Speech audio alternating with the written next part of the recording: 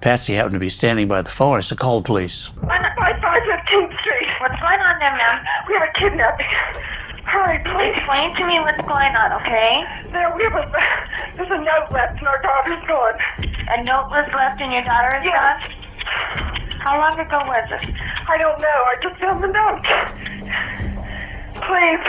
Okay, what's your name? Are you Patsy Ramsey, I'm the mother. Oh my God! Panic and grief in her voice seemed undeniable.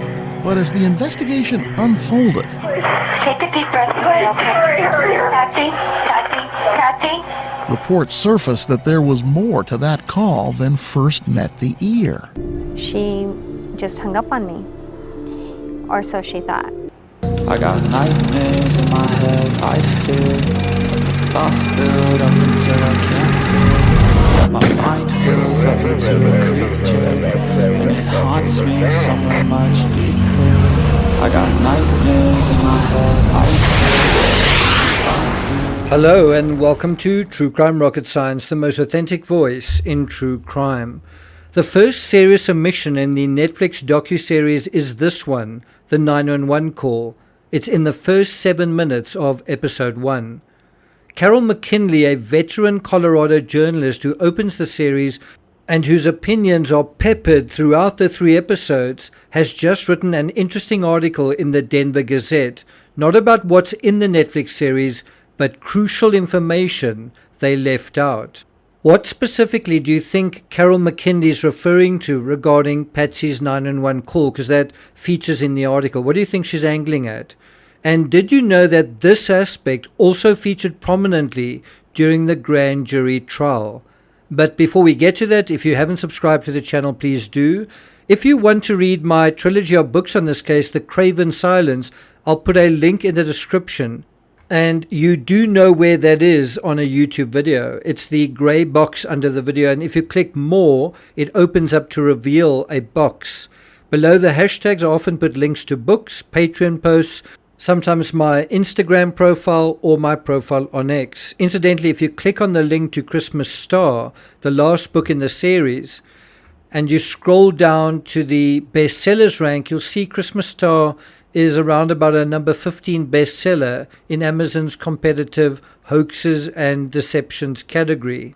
Oh, I see right now it's number 19. The Craven Silence 2 is at number 28. The Craven Silence, the first book of the series, number 32. The Chris Watts case, Two-Face, the man underneath Chris Watts, at number 36. The Day After Christmas at number 70. Black Star of Bethlehem at 73 and 74. Another Chris Watts book, Two-Face Beneath the Oil, at number 92. And you'll notice a lot of these books are between other books from the likes of Jeff Ashton, the lawyer in the Casey Anthony case, and then also Anne Rule, Mandy Matney, and Ryan Green. Incidentally, The Craven Silence is also available as an audiobook on Patreon, narrated by me, and Christmas Star is also available as an audiobook on Patreon. If you're finding this analysis worthwhile, please like, share, leave a comment. You can also hit the thanks button, and let's get started. All right, without any further ado, let's deal with a glaring omission from Netflix's Cold Case, Who Killed JonBenet Ramsey? Now, according to Carol McKinley in the Denver Gazette, she writes, the documentary played the infamous 911 call that Patsy Ramsey made just before 6 a.m. on December 26, 1996. I think it's more accurately somewhere around 5:52 a.m. But for some reason, Netflix's producers decided to cut the call short instead of letting it play in its entirety. The last 6 seconds, which the docuseries omitted, were critical. Those are Carol McKinley's words. Let's listen to those last 6 seconds now, shall we? Okay. Do you know how long she's been gone? No, I don't. Please, we just got up and she's right here. Oh my God, please. Okay, well, There's somebody. I am, honey. Please. Take a deep breath. Please, Okay. hurry. Patsy.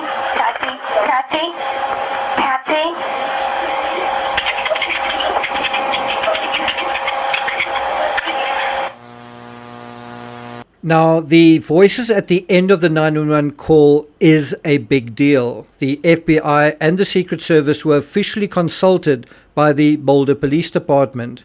When they weren't able to decipher the gibberish, apparently because they lacked the equipment to do so, Boulder PD gave the 911 tape to the Aerospace Corporation, a non-profit federally funded research and development center in Los Angeles. According to Wikipedia, the corporation provides technical guidance to military, civil, and commercial customers. According to Lawrence Schiller in Perfect Murder, Perfect Town, quote, Aerospace Corp does sound and photographic enhancement on a non-profit basis for law enforcement agencies using state-of-the-art technology.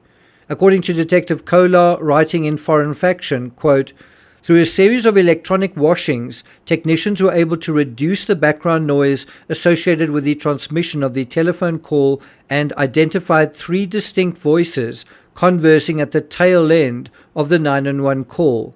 Several technicians listened to the enhanced version of the tape and compared notes on what they thought they had heard. Each technician reportedly had heard the same conversation. It was time to call Boulder authorities. Now, Kim Archuleta on Dateline, she was the 911 call operator. She was the best person to give first-hand testimony on Patsy's call because she heard it directly. She said the following. Not to her. There was a male voice, and I knew that for sure. And then there was another voice. So there were three different voices. 3 distinct voices recorded during a phone call from inside the Ramsey home. Were they the voices of 3 intruders? Or were they the voices of Patsy, John, and Burke? Well, according to Kolar in his book Foreign Faction, he writes, producing a previous set of handwritten notes, the technicians, that's from Aerospace Corp, revealed their interpretation of the words spoken by the voices heard on the tail end of the tape. They all stared in amazement. Everyone who had listened to the enhanced version of the 911 tape had independently identified the same words and gender of the people speaking them. There were 3 distinct voices heard on the tape, and the conversation was identified as follows. Male, angry, we're not speaking to you. Female, help me Jesus, help me Jesus. Young male, well, what did you find? Now, although much has been made of what could have been said and by whom, what matters is really what Burke said about that call during his testimony to the grand jury, as well as what the call operator Kim Archuleta said about what she heard after Patsy tried to quickly hang up on her. Are you sure you want to hear this? McKinley writes, the entire 911 call, including the enhanced audio, was played for the Boulder grand jury, according to a grand juror who wished to remain anonymous. Not only that, the 911 call was played in court to Burke Ramsey, and JonBenet's brother was asked to comment on it. Burke, faced with the enhanced recording, was forced to admit that it sounded like his voice on the tape. Kim Archuleta, who heard the call directly, firsthand, also noticed a sea change in the tone of Patsy's voice after she hung up.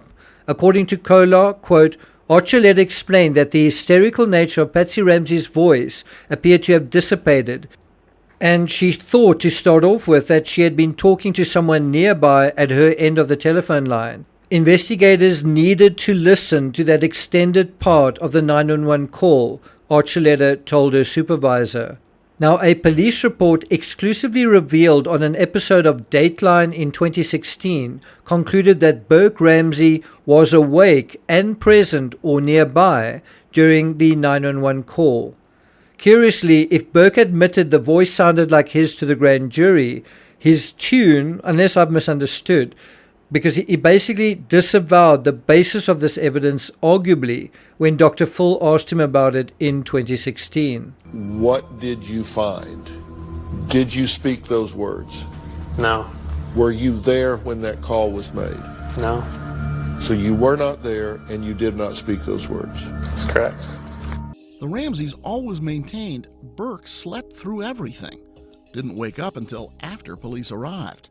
If Burke's voice is there on the recording, that's a huge problem because it completely flies in the face of the accounts given by John and Patsy Ramsey. If this aspect came up during the grand jury trial, and it was so integral to the investigation and to the Ramseys' credibility, just on the question about whether Burke was in bed or not, then why is the director of the Netflix series so dismissive of this evidence that he omits it completely? If it's so absurd, why did the call operator, who surely had no horse in the race, tell her supervisor there and then what she heard? And what's amazing about all this is how her knowledge of this aspect ate her up. That has been the hardest call I ever took. And I think it was because there was something inside me that said something's not right. If the district attorney had signed those indictments and this case had gone to trial, Kim Archuleta would likely have been a star witness at the trial proper. It's also interesting that she wasn't called to testify at the grand jury trial. I'm not going to take it further than that, although I have continued with 5 additional serious issues with the 911 call on Patreon. So if you're interested, head on over to there. Thank you for listening, and I'll see you guys next time.